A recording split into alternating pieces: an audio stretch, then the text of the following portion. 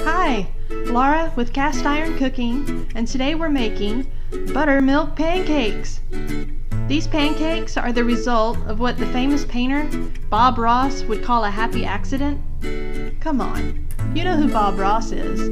The guy on PBS oil painting with the big hair and the happy trees. Anyway, these happy little accidents are tender, fluffy, but not dry, because who wants a dry pancake? And so easy to make, they're perfect for a Saturday morning. So the first thing we'll need to make pancakes is bacon. We don't need the actual bacon for pancakes. What we want is the rendered bacon fat. The bacon is just a bonus. And though I prefer the oven for bacon, since it'll cook more evenly, on the stove it was just easier to collect the oil, plus it was 105 degrees outside. So while the fat cools, we can start on the batter. And all amounts will be on the blog post, which I'll link down below in the description. So let's start with some all-purpose flour, some white sugar, baking powder, some baking soda, and regular table salt. We'll give these ingredients a quick stir so they'll react correctly when we add the wet ingredients. So here's the happy little accident. While scaling this recipe back for 2, I forgot to scale back the eggs. And I really think it helped with the texture of these pancakes. Nobody likes a dry pancake. We want fluffy, soft pancakes, and the extra egg accomplishes this. So we'll add some buttermilk to 2 eggs, a little milk, and yes, I'm going to make you watch each measurement of the milk, because where's the fun in ingredients that are pre-measured? We need to get this mixture moving before adding the next ingredient.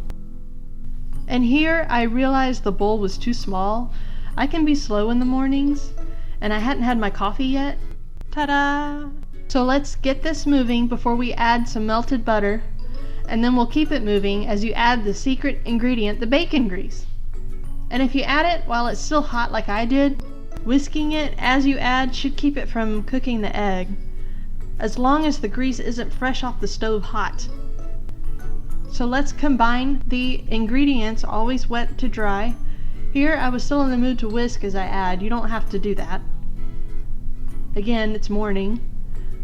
But you do need to be ready to stir. You can use a fork if you want. I happen to use a whisk here. Mix until all of the flour is wet. A few lumps is okay. You don't want to overmix this batter, and this batter will seem thick, and that's okay. To a preheated grill or skillet, a griddle in this case, we'll add some oil. I'm using leftover bacon grease here. You can use whatever oil you want, but don't do like I did and get it too hot. See the smoke? That's too hot and too much oil, so let's start over. To a preheated grill or skillet, a griddle in this case, we'll add some oil. It's still a little hot, but we'll roll with it. And just like any other pancake, add batter to the cooking surface. I used half a cup of batter here, and it was perfect. The pancakes weren't too small or too large. It's a thick batter, so you don't want to make huge pancakes with it. So, when do you turn pancakes?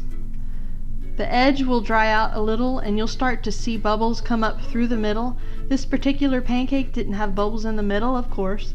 So I test popped a bubble closer to the edge, and the hole left took a little while to close, so it's probably ready to turn.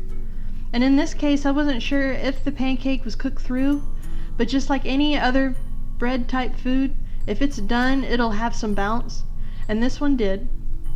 So 1 or 2 minutes on the other side. Your times may vary. So I'll show you one more time, and you can see this griddle is newly seasoned.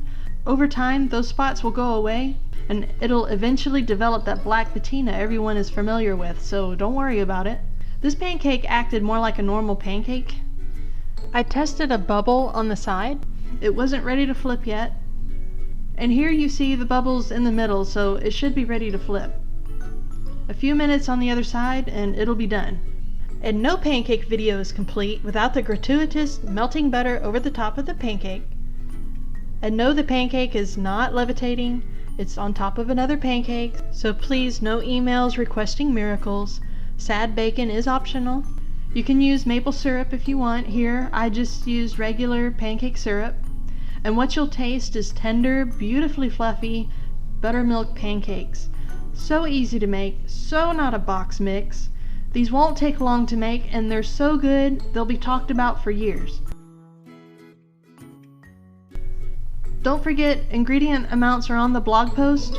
Happy eating!